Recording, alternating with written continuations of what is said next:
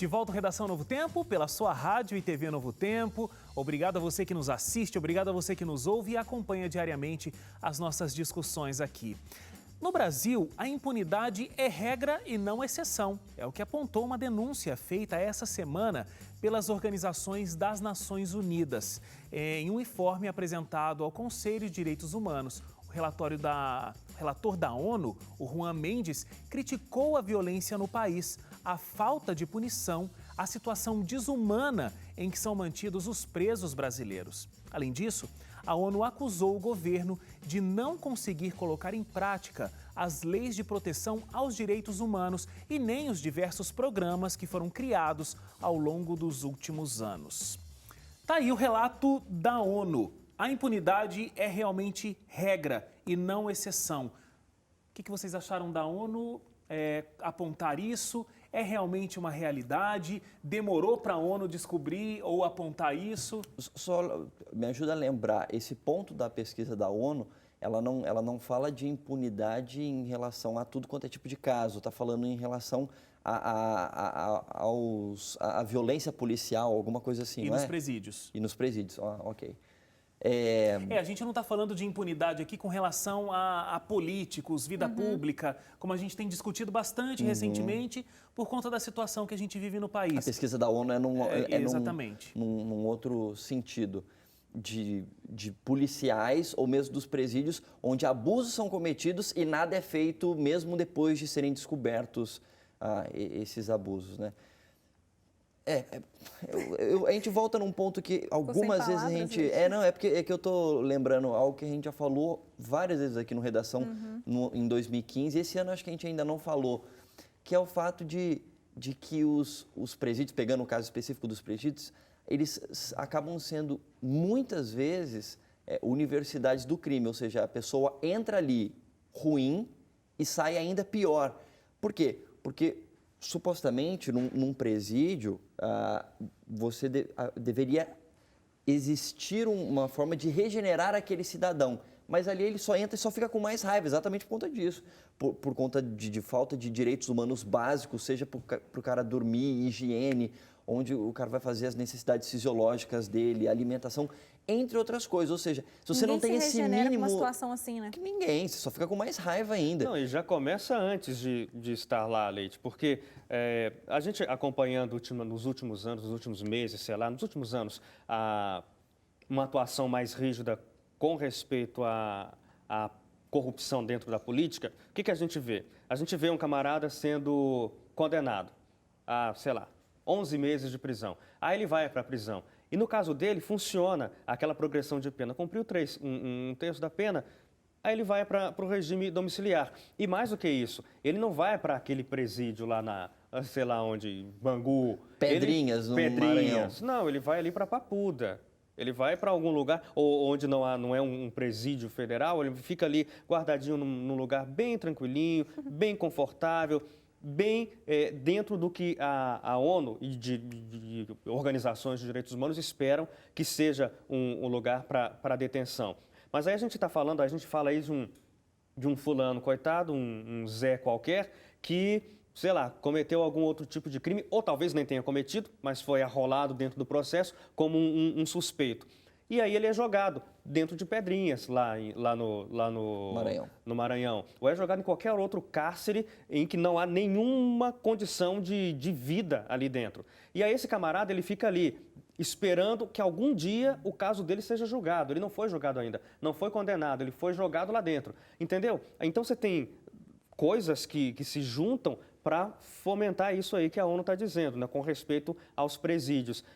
É uma distinção muito grande que é feita. Aí a gente volta em discussões sociais de novo. Distinção social feita, inclusive, na hora de você punir um criminoso ou um suposto criminoso, um suspeito de cometer um crime. A diferença básica já começa aí e aí piora, aí vai ladeira abaixo depois. É absurdo, né, porque para crime não tem que ter essa diferenciação. Crime é crime, independente do que aconteça. Mas né? aí depende do seu poder aquisitivo para pagar uma boa defesa que vá lá lutar por você diante da justiça. A justiça precisa que alguém defenda o camarada. Se ninguém está ali fazendo nada por ele, a justiça nem sabe que E às vezes existe. até demora muito pro cidadão ali que de repente, né, é uma pessoa pobre e foi presa e ele acaba ficando muito tempo, às vezes, na prisão esperando julgamento, porque como ele não tem condição de pagar um advogado, ele precisa da defensoria pública. Só que, às vezes, são tantos casos e são poucos os defensores que aí ele tem que esperar muito tempo até que chegue o momento dele poder conseguir ter acesso à defesa pública. A gente discutiu aqui no Redação isso, por exemplo, de que as pessoas elas ficam tanto tempo na fila e essa fila está lá acontecendo na cadeia, né? Ela está lá dentro da cela, atrás das grades, que quando ela é julgada, ela tem tempo negativo, né? Ela já deveria ter saído. Já ficou mais tempo preso do que deveria ter ficado. Do que o julgamento diz que ela deveria ter ficado. Então, essa é uma situação muito grave. Agora, uma outra relação que essa pesquisa da ONU, essa afirmação da ONU traz, é com relação aos agentes de segurança. Então, muitas vezes, eles, de qualquer tipo, o agente de segurança, ele comete infrações, mas ele não é julgado, ou é julgado, mas ele consegue sair muito rápido de qualquer tipo de prisão.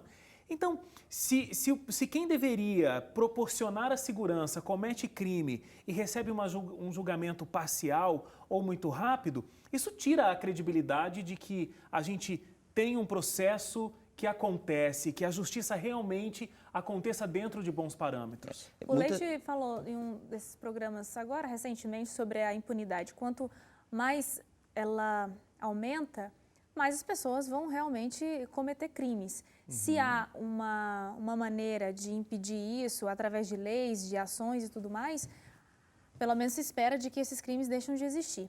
Agora, uma coisa que me deixa assim preocupada é o nosso sistema judiciário, a burocracia que é, o tanto de processo que existe, e a gente começa a ficar mais aflito ainda quando você conversa com alguém dessa área, que você percebe que o problema é bem mais grave do que você imagina.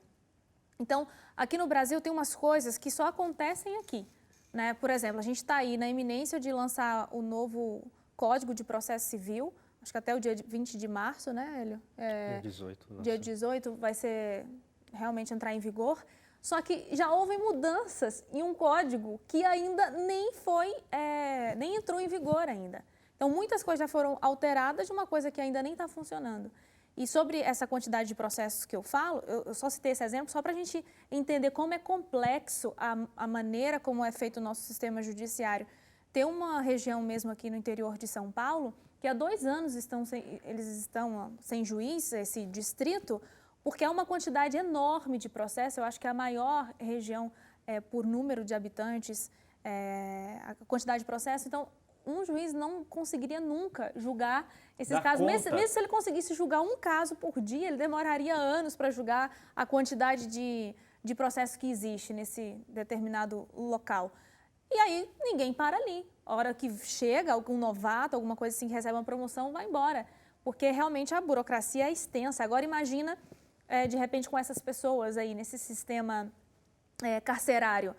Eu acho que dificulta ainda mais. Acho que até porque é uma profissão que há uma demanda de mão de obra para poder atuar também, porque não é reconhecido, não tem nenhum tipo de apoio salarial e representativo, então... Mas está falando isso com relação à violência que eles, de alguma forma, podem chegar a cometer com sobre a impunidade, que são vários fatores, eu acho, que contribuem e corroboram para essa situação.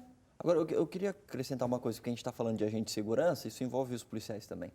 E uma coisa que me chama a atenção um pouco de livros que eu já tenho lido há algum tempo, de reportagens que a gente vê, discussões que a gente encontra em diversos veículos de comunicação, que não é de hoje, muitas vezes não é nem a questão da impunidade, mas os próprios crimes cometidos por policiais e corrupções cometidas por policiais acabam sendo motivados inclusive por uma falta de reconhecimento dessa categoria também, porque é algo que precisa ser dito também.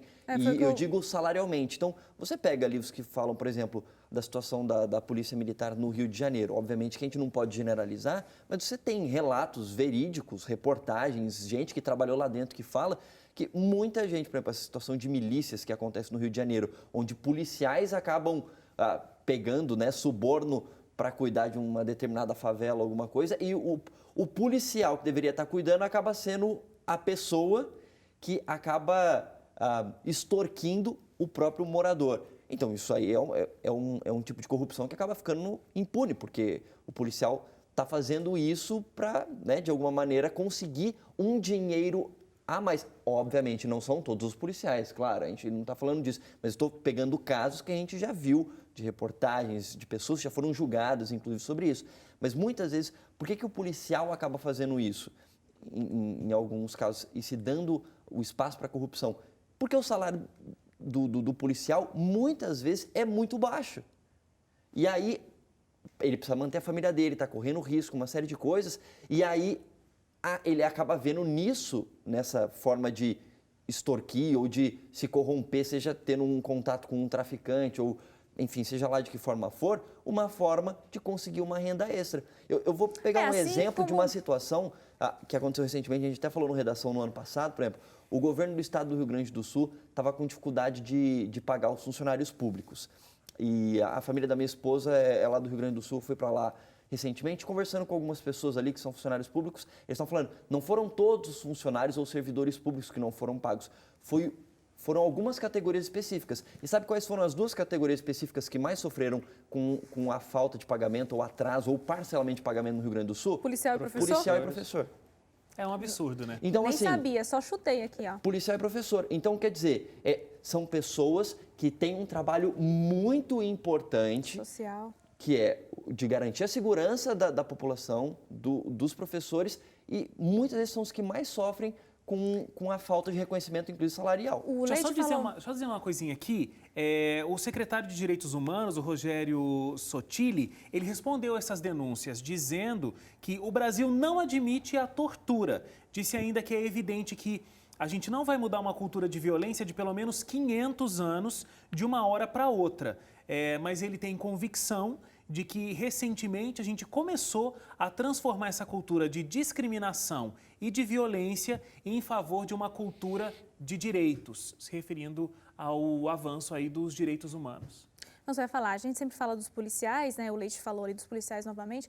O que eu achei interessante nessa pauta que a gente pegou é que fala sobre os agentes penitenciários, que é uma categoria extremamente importante também para manter essa ordem, essa organização, e são pessoas que são profissionais que não são reconhecidos. E ajuda, inclusive, na regeneração dos presos. Exatamente, nem profissionalmente, nem salarialmente. E muitas das vezes, durante esse processo de corrupção, são pessoas que estão envolvidas diretamente. Deixa eu colocar um último ponto, a gente tem menos de 2 minutos aqui para discutir, é que nessa última segunda-feira aconteceu uma audiência da Comissão de Direitos Humanos e Legislação Participativa do Senado, com representantes dos movimentos sociais, dos agentes penitenciários e da sociedade civil. E foi rejeitado o projeto de lei do Senado que definiria normas para a privatização dos presídios.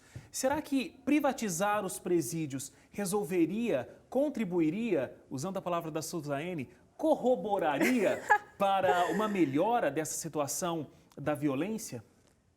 Há quem diga que não, né? Porque uma das explicações para privatização é em relação ao alto custo. Mas há estudos que mostram que quando privatiza o custo é maior por cada cabeça de preso. Mas aí a discussão, a pergunta do Wagner não seria nem pelo custo, mas pela eficiência. Os presídios que já estão em funcionamento no Brasil e que são de participação ou público-privada ou totalmente privada e o Estado paga pelo serviço, eles estão num nível muito superior no que se refere ao cuidado com o detento. E talvez fosse positivo ter essa situação. Mas houveram denúncias de presídios privatizados que não estavam cumprindo com essa... Eu acredito que, claro, que não seja perfeito, mas existe uma qualidade superior a esses outros. Eu não sei, acho que é muito parecido com o que a gente pode tratar de estradas. A gente tem, no estado de São Paulo, uma imensidão de estradas com pedágios altíssimos, mas tem boas características a estrada, muito melhores do que outros estados, por exemplo, que não têm esses pedágios.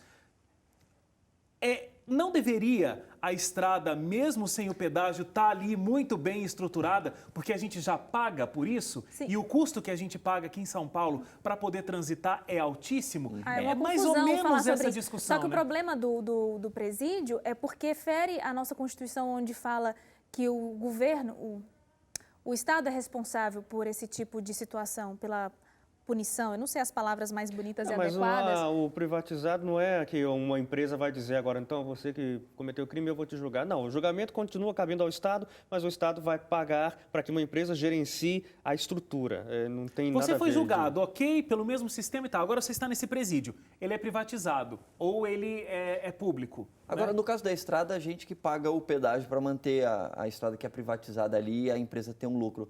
Nesse caso do presídio, é a o gente governo também. só que É o governo. que É a paga gente isso, só também. isso. Não tem aquela situação. É que eu lembro que uma vez a gente falou dos Estados Unidos, que tem E o situações onde o presídio- preso mesmo, depois que ele sai, ele paga. Não é disso que a gente está Não, essa falando. não é É a gente que discussão. vai pagar do mesmo jeito. Intervalo, logo depois a gente discute sobre o novo guia do governo chinês, que proíbe uma série de conteúdos de serem exibidos na televisão. A gente volta em instantes.